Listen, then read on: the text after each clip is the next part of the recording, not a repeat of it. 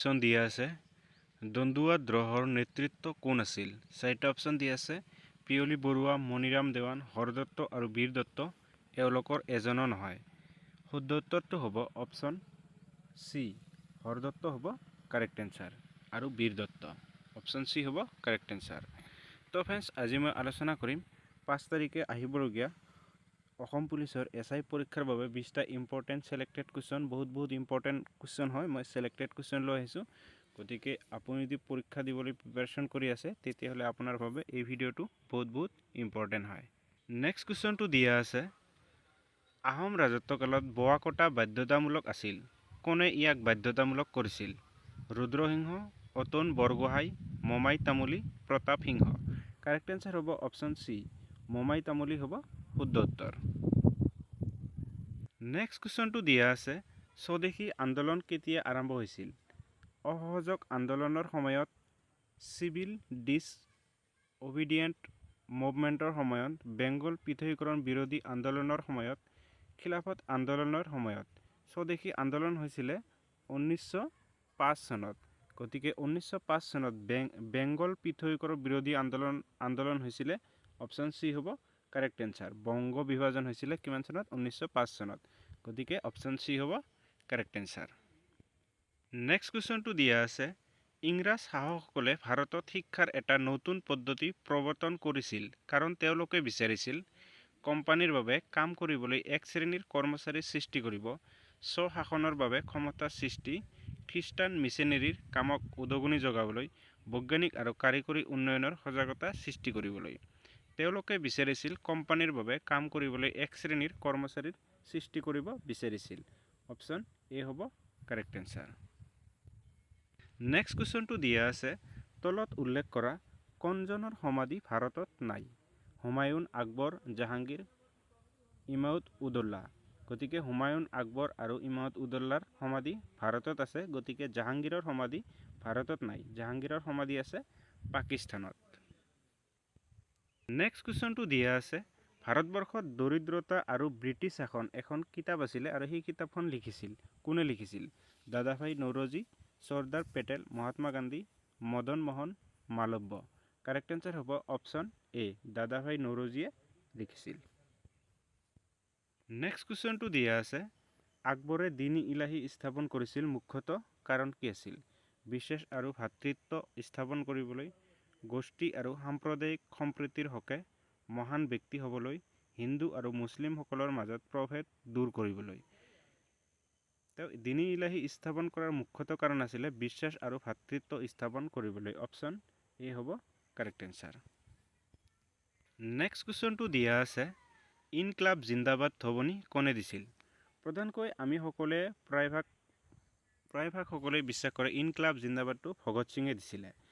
ইনকলাব জিন্দাবাদটো প্ৰথমে প্ৰৱৰ্তন কৰিছিলে উৰ্দু কবি আছিলে এজন হজৰত মৌলানা মোহিনী নামৰ ব্যক্তি এগৰাকীয়ে ইনকলাব জিন্দাবাদ শ্লোগানটো প্ৰৱৰ্তন কৰিছিলে।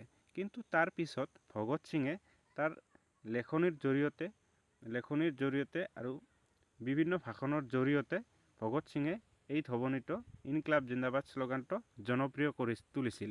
গতিকে ইয়াতে অপশ্যনত মৌলানা হজৰত মোহিনী অপশ্যনত যদি নাথাকে তেতিয়াহ'লে ভগত সিং হ'ব শুদ্ধ উত্তৰ। অপশ্যন এ হ'ব কাৰেক্ট এনচাৰ।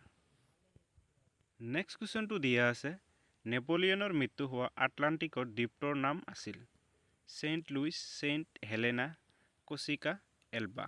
কাৰেক্ট এনচাৰ হ'ব অপশ্যন বি, ছেইণ্ট হেলেনা হ'ব কাৰেক্ট এনচাৰ।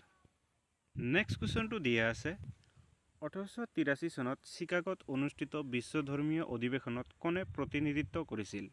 স্বামী দয়ানন্দ সৰস্বতী, স্বামী বিবেকানন্দ, জগতগুৰু শংকৰাচাৰ্য, ৰামকৃষ্ণ পৰমহংসদেৱ। ৰাইট এনচাৰ হ'ব অপশ্যন চি, স্বামী বিবেকানন্দ হ'ব ৰাইট এনচাৰ। নেক্সট কুৱেশ্যনটো দিয়া আছে ফৰাচী বিপ্লৱ কেতিয়া হৈছিলে? ফৰাচী বিপ্লৱ হৈছিলে 1789। অপশ্যন এ হ'ব কাৰেক্ট এনচাৰ। 1789ৰ পৰা 1794লৈ ফৰাচী বিপ্লৱ চলিছিলে। অপশ্যন এ হ'ব ৰাইট এনচাৰ। নেক্সট কুৱেশ্যনটো দিয়া আছে সাৰে জাহাঁ সে আচ্ছা এই বিখ্যাত গীতটো কোনে ৰচনা কৰিছিল? মহম্মদ ইকবাল, ৰবীন্দ্ৰনাথ ঠাকুৰ, বংকিম চন্দ্ৰ আমজাদ আলী খান। ৰাইট এনচাৰ হ'ব অপশ্যন এ মহম্মদ ইকবালে এই বিখ্যাত গীতটো ৰচনা কৰিছিল। নেক্সট কুৱেশ্যনটো দিয়া আছে ৰামকৃষ্ণ মিছন কোনে স্থাপন কৰিছিল? ৰামকৃষ্ণ মিছন স্থাপন কৰিছিলে স্বামী বিবেকানন্দ। অপশ্যন ডি হ'ব ৰাইট এনচাৰ। নেক্সট কুৱেশ্যনটো দিয়া আছে মেঘালয়ৰ লোকনৃত্য কি? মেঘালয়ৰ লোকনৃত্য হ'ল লহ।